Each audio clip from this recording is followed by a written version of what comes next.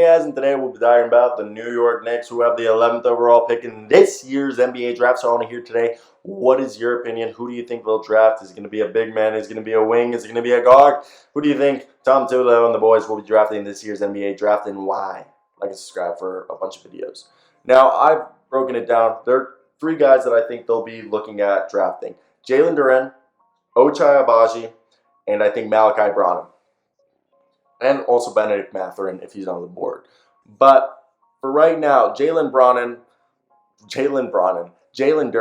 and Malachi Branham are two guys I know that they've been looking at. Jalen Duren's your typical rim running, shot blocking, 6'11", 7'5" wingspan, big man. He physically looks the part of an NBA player with a chiseled 245-pound frame. He averaged 12 points, 8 rebounds, and 2 blocks per game this year, shooting 60% from the field. Basically, shooting 5 feet within the basket or dunking the ball.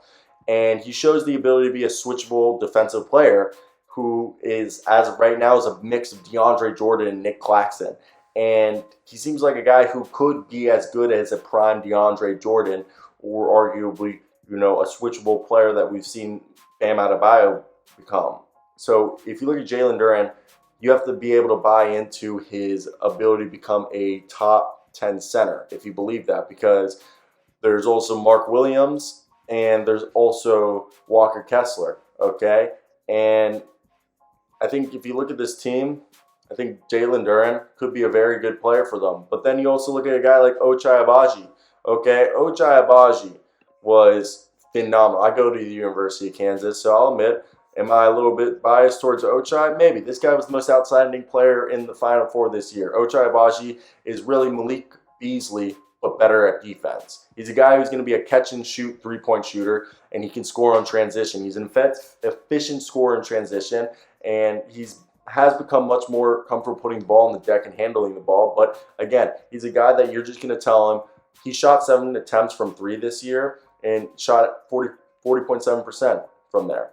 And, look, he's going to be a guy who's literally an elite catch and shoot. You're going to tell him to go out there and shoot 7 to 10 three-pointers a night and to only dunk or score on cuts or transition if he's going to score inside the arc. But he is defensively strong, tough, physical. Yes, he lacks the elite measurements because I think he only has a 6'6", 6'7" wingspan to be a plus defender, but he holds his own. He doesn't make mistakes, and he's going to end up being a solid defensive player. And he's a guy who's going to produce a high-level, guy. He's not much more of a project. He's 22. He can start day one. Yes, I know the concern is that he's a catch-and-shoot player. He's going to come off screen, make solid cuts. He fills that defensive void with the physicality. And yes, he lacks the playmaking, the self-creation, but he does, address the need at the wing. Now, there's Malachi Branham, if you buy into him, it's because he'll probably get better defensively. Because right now, he's pretty rough defensively, but he's not an elite athlete, but he does a great job at getting defenders off balance with a series of crossovers and hesitations and gets downhill. He's got a great mid-range game that'll lead to long-term success in the NBA. And great ISO guy, and he deserved to win Big Ten Freshman of the Year. And in the final 22 games, he averaged 17 points, 53% from the field, and 43% from 3. Okay, he's a shot creator, but he doesn't provide much defense, which I don't think they're going to want him. So I think Ochai Agbaji or Jalen Duren is going to be the guy they go down to the wire drafting. If they draft Jalen Duren, it's because they're going to move on from Mitchell Robinson and Nerlens Noel, or just one of them. But I think they'll move on from both because they can create a bunch of cap space if they move Nerlens Noel, and they can have Jericho Sims back up Jalen Duren. But I think Ochai Agbaji next to Immanuel Quickley, Quentin Grimes, okay, I don't know if Cam Reddish is going to be there, but Obi Toppin, there's a lot of floor spacing there, and he kind of just fits right there. And for me, I think Tom Thibodeau is going to take Ochai Agbaji. He's just going to look at that and he'd be like, I want a guy who can come in and play day one.